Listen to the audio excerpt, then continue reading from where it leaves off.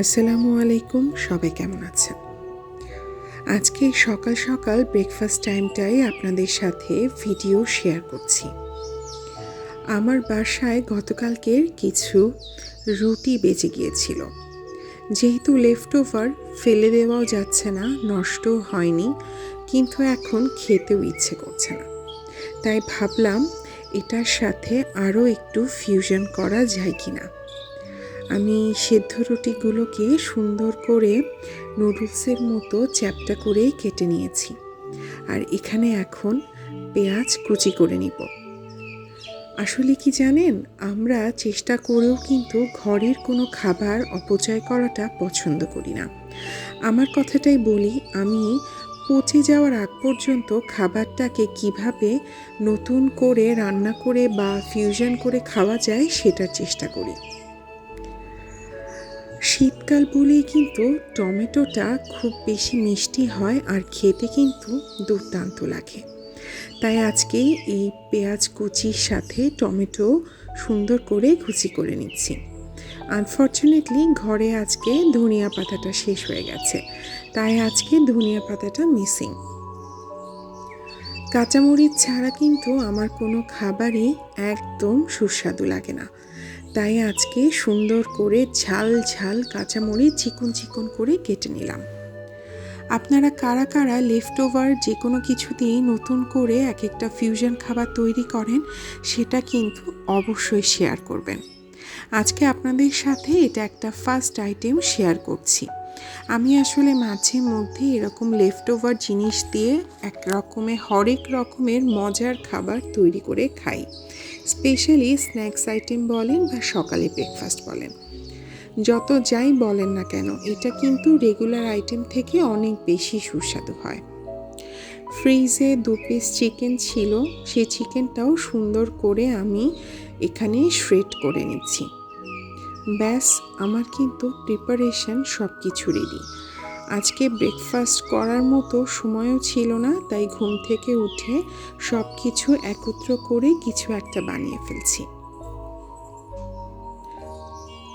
আপনাদের সবার শীতকালের আয়োজন কেমন চলছে? শীতকালের সবজিতে কিন্তু বাজার একদম ভরে গেছে। আর আমার সবচেয়ে প্রিয় সবজি কি জানেন? ফুলকপি। আমি ইনশাল্লাহ আপনাদের সাথে ফুলকপির অনেক রকমের রেসিপি শেয়ার করব এই শীতে।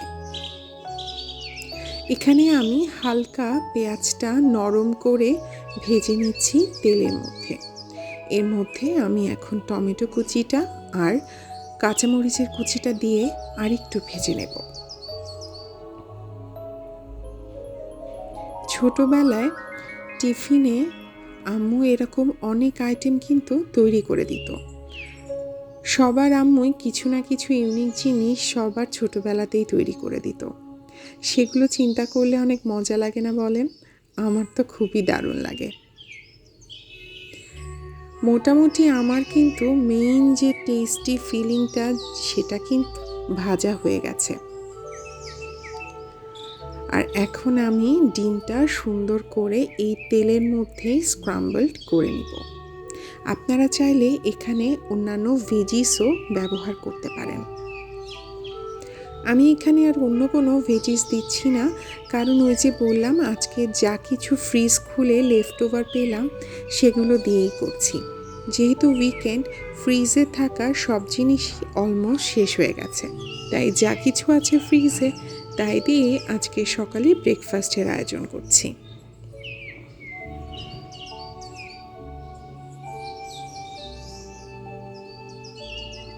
এখনকার ওয়েদারটা না কেমন জানি, একবার শীত লাগছে, একবার হঠাৎ করে মেঘলা হয়ে আসছে, একবার মনে হচ্ছে প্রচুর গরম।